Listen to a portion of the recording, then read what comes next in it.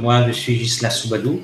Donc, je suis co-responsable de la direction projet prospective partenariat à la Chambre d'agriculture.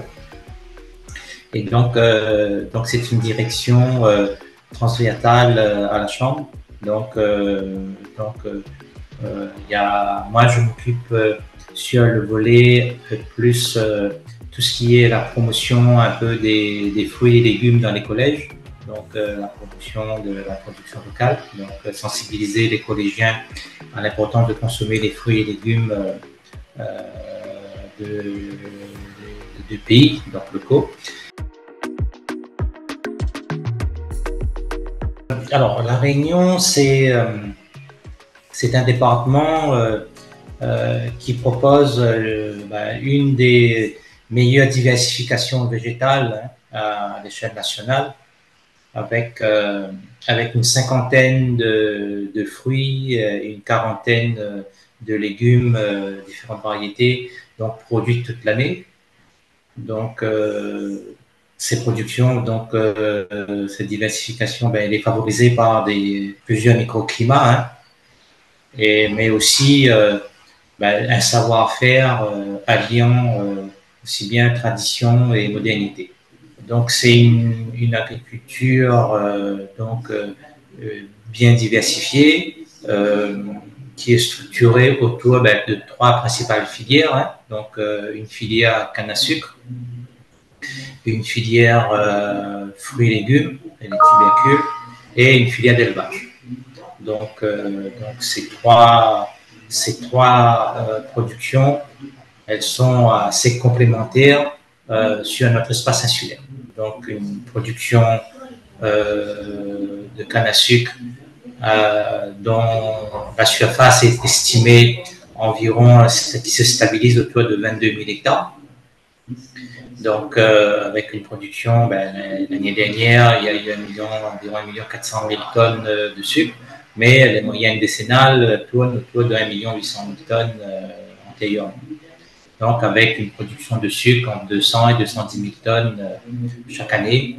Donc, une production de sucre, une petite partie consommée localement, mais la grosse production est orientée vers l'exportation en métropole et en Europe pour la transformation.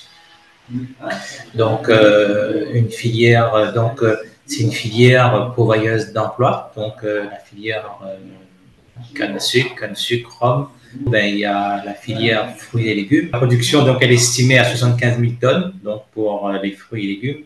Donc 30 000 tonnes dédiées à la production fruitière et 42 000 tonnes en légumes et tubercules. Donc, sur une surface, comprise à environ 5 000 à 5 500 hectares. Donc, cette production fruitière et légumière, ça représente un taux de couverture du marché de l'ordre de 70%. On est sur un modèle de production où la canne reste quand même le pivot, mais avec des voies de diversification. On va trouver beaucoup de canniers, de producteurs de canne qui font à côté de ça des cultures de diversification, peut-être du maraîchage.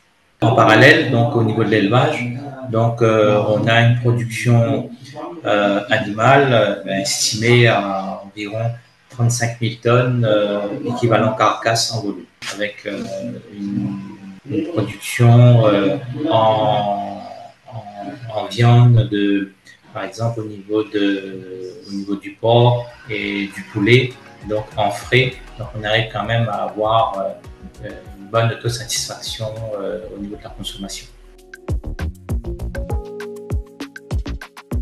Au niveau des atouts, on a une SAU environ de 42 000 hectares.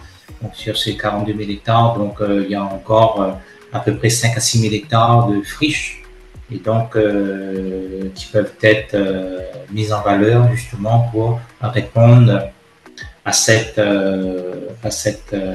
autonomie. À côté de ça, donc il y a le maintien aussi des facteurs de production. Donc en premier rang, il faudrait davantage favoriser l'accès aux semences, donc, mais aussi à l'eau, d'irrigation. Donc, il y a le département qui gère les périmètres irrigués à La Réunion. Donc, de gros efforts ont été mis en place pour équiper l'île en aménagement des périmètres irrigués. Donc, aujourd'hui, on a un peu plus de 15 000 hectares de surface irriguée. Donc avec une efficience en irrigation très intéressante. Donc, cette irrigation, elle est orientée en grande partie aux productions cannières, mais la production fruits et légumes bénéficie aussi de ces aménagements hydro-agricoles. On a nos productions locales, donc il y a la carotte, la pomme de terre, l'ail et l'oignon. Donc, c'est 4 filières où on a une tradition de production, donc on sait faire au niveau de ces productions. Donc, il y a tout un programme d'action mené, initié par le conseil départemental et où la Chambre d'agriculture accompagne la mise en place du développement de ces 4 filières prioritaires à travers différents programmes d'action, aussi bien autour de l'encadrement technique, voire la formation, et aussi avec le soutien aussi de la recherche pour pouvoir justement bénéficier de la semence suffisante pour pouvoir répondre aux besoins de la production. Donc aujourd'hui, on a quand même un savoir-faire autour de la culture au sol à La Réunion. Par exemple, la filière canne, les déchets de la canne, par exemple tout ce qui est le paillage, tout ça, ça c'est réutilisé au niveau de l'alimentation pour le bétail, pour l'élevage, donc au niveau de l'élevage bovin. Donc c'est tout un savoir-faire qui était mis en place à La Réunion autour de la filière canne. Ces dernières années, depuis quelques années, la transformation des productions locales est devenue une priorité